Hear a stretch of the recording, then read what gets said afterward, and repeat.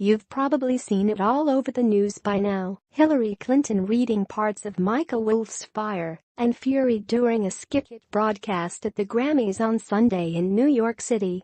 The surprise appearance drew one of the largest rounds of applause from the crowd, although few were quite aware of what they were clapping for. They assumed they were clapping for liberalism. Instead, they were clapping for a woman who has recently faced accusations that she covered up sexual harassment by a campaign staffer in 2008.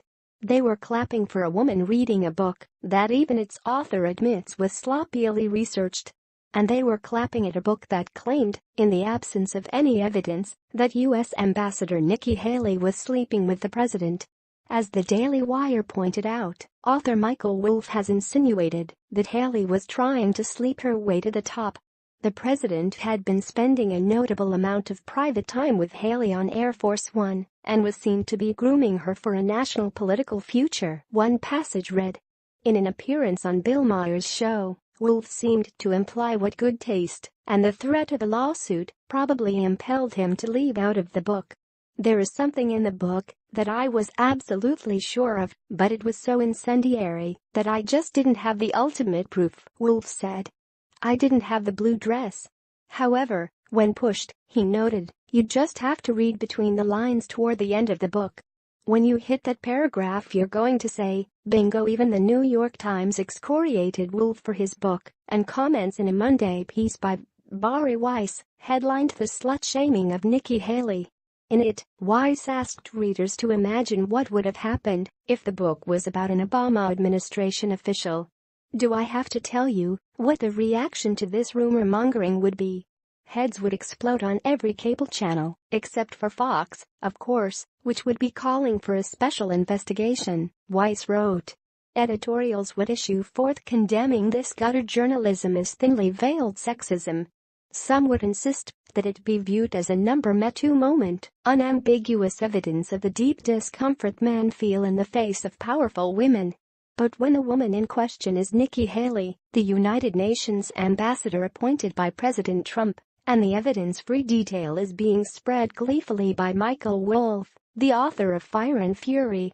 Yet, not so much. Haley has also pointed out the double standard in a Politico interview. At every point in my life, I've noticed that, if you speak your mind, and you're strong about it, and you say what you believe, there is a small percentage of people that resent that, and the way they deal with it is to try and throw arrows, lies or not, she said, calling the passage highly offensive and disgusting. It was also pretty much verifiably untrue. I have literally been on Air Force One once, and there were several people in the room when I was there, Haley told Politico, apparently referring to a July flight from Washington to Long Island. He says that I've been talking a lot with the president in the Oval about my political future. I've never talked once to the president about my future, and I am never alone with him. Given that at least Air Force One manifests can be easily obtained by reporters, were Haley lying, she likely would have been exposed as a liar by now. There's also the fact that Wolff has declined comment. I can't move, given the amount of provable nonsense in the book. So, here's Hillary Clinton reading a sexist piece of material days after it was revealed she likely covered up for a staffer accused of sexual harassment, getting cheered by the Me Too times up crowd at the Grammys. As political hypocrisy goes, you can't beat that. At least Nikki Haley had the last laugh. Please like and share on Facebook and Twitter if you agree.